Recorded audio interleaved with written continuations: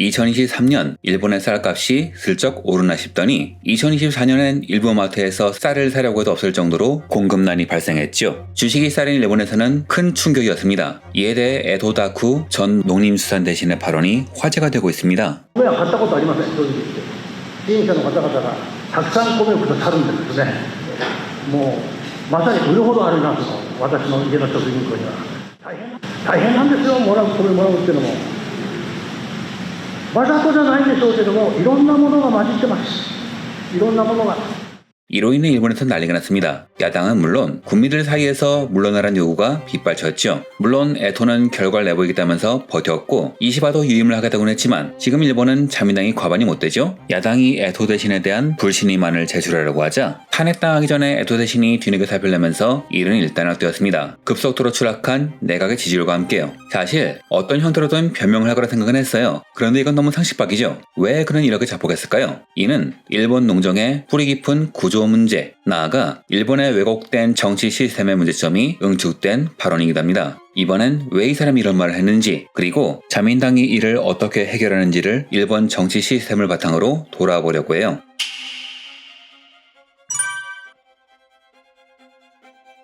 이 사람이 제2를 보호한 이유는 명확합니다. 그가 농민족 위원이기 때문이죠. 일본엔 족위원이라 불리는 정치인이 있습니다. 예를 들어 농업 관련 법안과 예산에 관여하며 농민의 표를 얻는 농림족 위원, 건설업계를 대변하는 건설족 위원처럼 특정 업계를 대표하는 정치인을 말하죠. 이들은 관련 부처와 밀접하게 연결되며 때론 정관 요청의 온상으로 비판받기도 합니다. 즉 제2가 주도하는 쌀 문제를 해결해야 할 에도다쿠는 제2의 후원을 받고 이익을 대변하는 사람이었던 것이죠. 그런데 이 사람은 어떻게 농림족 위원이 됐을까요?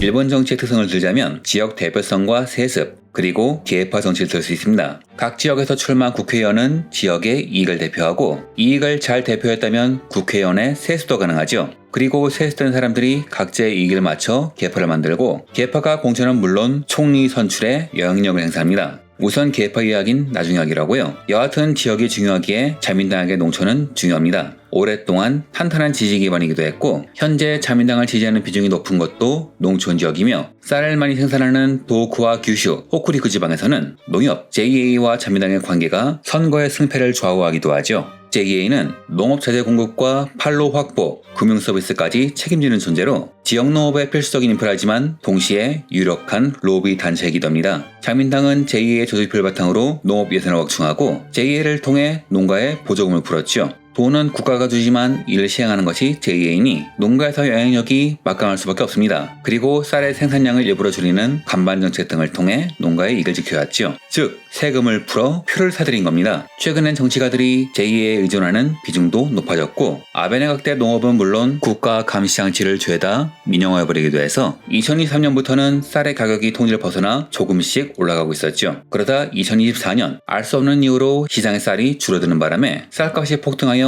일본이 흔들린 것이죠. 여기서 중요한 것은 시장에 놔두는 쌀이 줄어들어 폭등했을 뿐 실제 쌀은 넘쳐날 정도로 많다는 겁니다.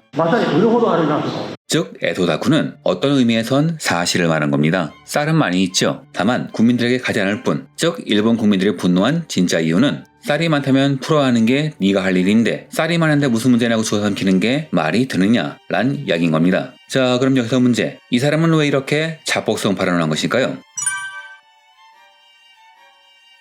에도다쿠는 미야자키 현의 국회의원인데요. 미야자키 현은 축산을 비롯한 농업이 기간 산업의 하나라 지역의 이해를 국정에 반영시키는데 농림적 위원의 존재가 반드시 필요합니다. 축산에 관한 정책이나 보조금 등의 문제에서 농림적 위원이 현지의 목소리를 국정에 전달하고 정책에 반영시키기 때문이죠. 자연스럽게 농업협동조합 JA와의 관계도 밀접합니다. 그리고 JA가 특정 지역에 이익을 주면 이것이 재선, 세습으로 이어지기 때문에 설령 뒤로 받아먹는 게 한 푼도 없어도 편의를 봐줄 수밖에 없습니다. 즉 에도다쿠는 JA와 긴밀한 유착이 있으니 시장에 쌀이 줄어서 JA가 이익을 보는 게 좋은 거고 그러니 이게 무슨 문제냐고 당당히 말할 수 있는 거죠. 다만 말을 하려면 변명을 하려면 좀 생각을 해야 합니다. 본인의 목적이 JA의 이익이라고 해도 이런 상황이라면 해결을 위해서 노력하고 있다던가 비축미 방출, 수입 규제 완화를 검토하겠다는 사탕 발림이라도 했어야 했어요. 하지만 이 사람은 이런 말을 할 정도의 능력도 없었습니다. 자민당과 농업협약체 결부, 농업과의 유착적 구조, 농정이 시장 논리가 아닌 정치 논리로 움직이는 현실을 스스로 증명했죠. 그리고 이 사람의 실언을 다른 각도에서 봐보면 에도 가문과 고이즈미 가문과의 관계를 알 수 있어요. 이 사람은 일종의 세습위원으로 아버지는 역시 미야자키 출신의 연이자 총무성 장관, 운수대신을 역임한 에토 나카미인데요. 이 사람이 고이즈미 정부 때 물러난 계기가 재밌습니다. 전에 우편, 우정 민영화 영상 때도 설명드렸지만 고이즈미 주니치로 전 총리는 파벌이 적었죠. 그래서 고이즈미는 반대 파벌에 자금줄을 끊기 위해서 역시 금융을 틀어진 우정을 민영화해버립니다. 아베가 다른 파벌에 자금줄을 끊기 위해서 JA를 민영화한 것처럼요. 이때 에토가 고이즈미의 민영화에 반대하다가 결국 정계은퇴를 하게 되죠. 그리고 이렇게 아들이 미야자키란 지역구를 물려받지만 어이없는 말실수로 인해 사표를 내게 되었는데요. 재미있는 건 그 후임이 바로 고이즈미 주니치로 전 총리의 아들인 펀꿀 색좌 고이즈미 신지로란 겁니다.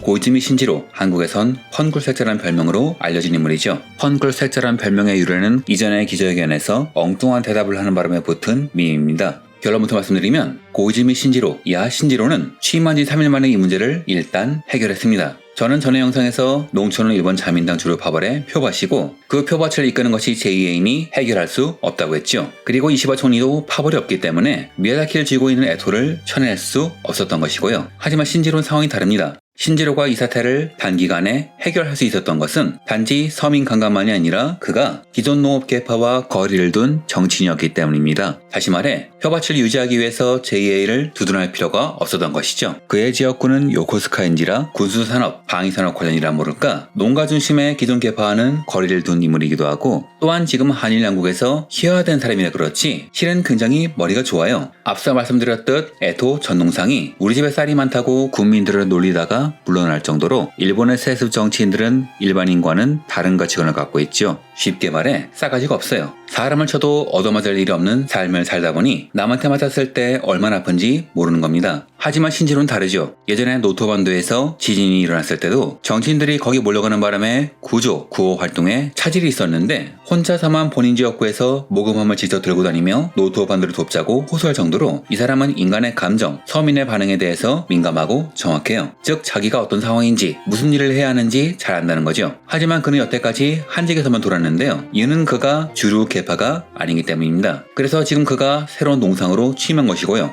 잘해야 본전이고 못하면 욕을 먹는, 심하면 정치에서 은퇴할 수 있는 총알바지인 겁니다. 하지만 신지로는 취사 선택을 잘했죠. 본인의 지역구는 농촌과는 상관이 없고 이 문제를 해결해야 앞으로의 커리어가 좋아질 것이라는 걸 알았습니다.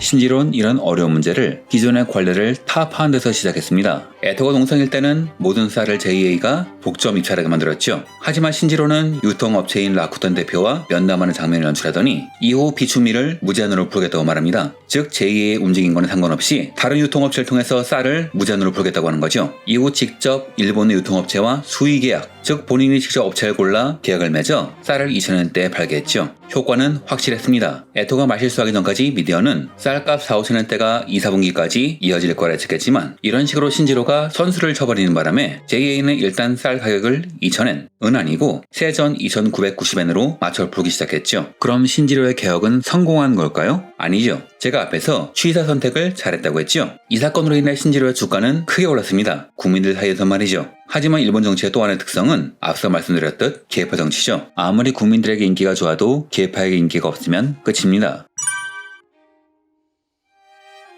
일본 사람들에게 왜 자민당이 못하는 걸 알면서 표를 몰아주냐고 물어보면 자민당 내에도 여러가지 계파가 있고 우리는 그에 맞춰 투표한다고 말하지만 이건 어찌 보면 이상한 답변입니다. 지역구에 공천을 주는 것도 당의 계파거든요. 총리 후보를 뽑는 것도 당의 계파, 공천을 주는 것도 당의 계파, 국민들에게 주어진 것은 계파가 제공한 국회의원과 지자체장을 뽑을지 말지에 대한 권리뿐이죠. 그에 맞춰 투표할 권한 같은 건 없습니다. 즉 일본 정치에서 진짜 성공하려면 민심도 민심이지만 당내 계파의 이익도 신경을 써야 하는데 자민당의 주요 표밭인 농촌을 짊어진 JA를 건드렸으니 신지로는 앞으로 고생을 더 하게 될 겁니다. 실제로 그는 전에 젊은 영농인 육성을 위해서 디지털 농업을 추진하다가 JA와 얽힌 보수파 위원들에 의해서 쓴맛을 보기도 했죠. 이런 방해는 이번에도 이어질 겁니다. 설마 JA가 4, 5천원 받던 쌀을 2,990원에 팔면서 우리가 나쁜 짓을 했으니 당연한 거로 생각하겠어요? 어떻게든 영향력을 끼칠 수 있는 요인을 포섭해서 막대한 자금력을 바탕으로 언론을 동원해서 신지로를 흔들려고 하겠죠. 즉 현 상황에서 신지로의 정책은 자민당의 주류 파벌에게는 국민적 비난을 피하기 위한 단기적 정책에 불과하며 일단 정치적 위기를 피한 후에는 농림족 위원들이 JA권을 위해서 신지로를 견제하겠죠.